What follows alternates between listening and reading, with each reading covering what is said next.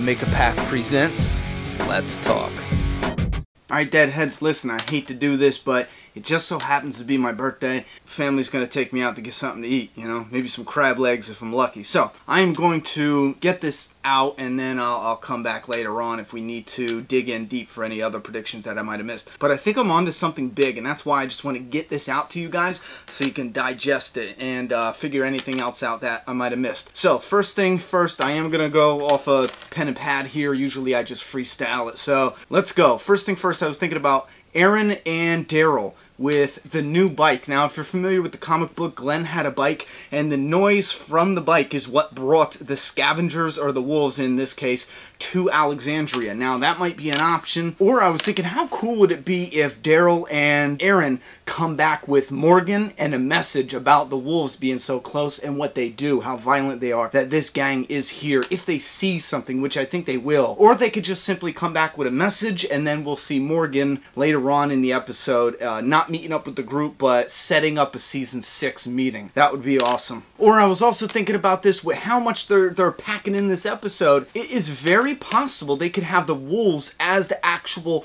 cliffhanger. Like the wolves come to the gate, or they have, I don't know, you get the idea. You can paint your own picture on that one. The wolves are there and the threat is real, and then boom, season 6 cliffhanger. I'm not even sure if I like that, to be honest with you. I think I want the wolves there and dealt with. I'm putting all my money on the wolves are dead by the end of this episode. Alright, Nick's gun.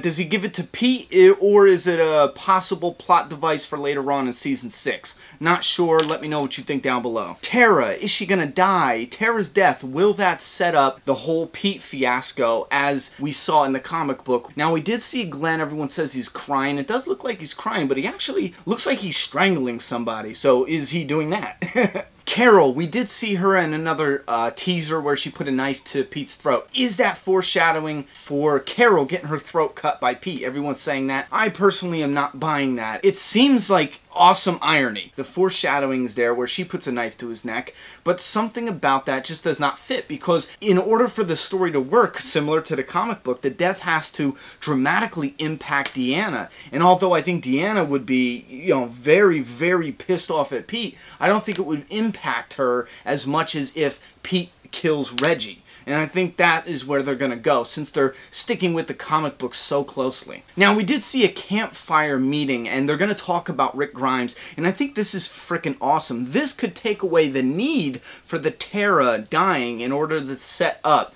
Maybe Tara's just a bluff card. They could make it seem like Tara's going to die to take Scott's place, so this way we can be in a funeral setting, so we can have Pete come rage and you know what I mean? And instead of that, we have the campfire setting where everyone's going to talk about what they're going to do with Rick Grimes. In this campfire setting, it would be the perfect opportunity to call out Father Morgan, or call out Father Gabriel. Imagine if she's talking about Rick Grimes and she's like, you know, Father Gabriel, you had something important to say before. Now's your soapbox. What do you got to say? Imagine that. Him in front of the people. You know, in front of the same people he's going to call demons. What if that would be awesome. That would be awesome conflict, I think, for those characters, and it would actually bring in that storyline, why he did that. I don't want to ramble, but that would be pretty awesome if she makes Father Gabriel, and it's very important for a prediction later on we saw in a teaser. Now, while they're at the campfire, where is Rick? We see him in the teasers, and it looks like he's in Alexandria, and there's walkers there, and everyone's losing their shit. I was too. I'm like, what the fuck? I don't think he's in Alexandria. Boom. I think he's out front of the gates where the burnt out buildings were, because the one window looks kind of crooked and off, and we see him pulling out a knife at nighttime, and it looks like it's inside Alexandria, and I think it's just a trick, you know, our minds are playing tricks on us. I think it's the burnt out houses in front of Alexandria, but why would he be there? We also see Sasha at nighttime in a building with candlelight, and she has her like, oh crap, I just discovered something look on her face, and I'm thinking, what if she discovers somebody camping out right fucking there outside the gates? One of the wolves, perhaps. She sees some nasty shit. You know, she signals for somebody or comes and tells somebody. Rick comes out. Because he's the detective, he wants to come out and look. He's the cop, I should say. But you know where I'm going, you know? He comes out. He's going to investigate the scene. He sees a walker and kills it. And that's what we see in the trailer. I think that's a freaking awesome possibility. But then he goes inside the gate. He hears a commotion. oh shit, what's going on? He runs over where they were having the campfire meeting while Rick was checking out the outside of the gates, and this puts Rick in the area, and it just connects those stories. I feel like this is going to happen. I just feel it. So, sorry. So he connects the, so he's coming inside the gate, but what's happening is in the campfire, and I think this is a great opportunity for Jesse to just let it all out. Look, this is what Pete was doing. This is the kind of man he is, and Rick was helping. He was helping. You got to understand this, da-da-da-da.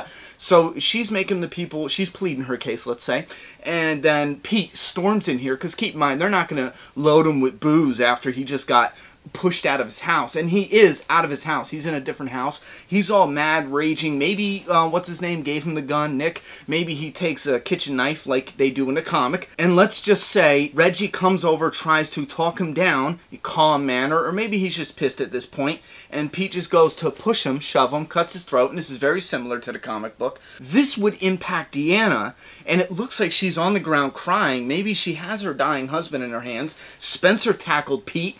Rick comes around the corner, because remember, he was just out checking out. He was out being a cop and shit. So he comes around the corner. He looks down, sees it. Maybe she hands him a gun, or it's very possible that she handed him a gun before, but he was just being quiet outside with a knife. And then Rick does the iconic scene in the comic book. I'm not going to put that here because we know that part initially is coming.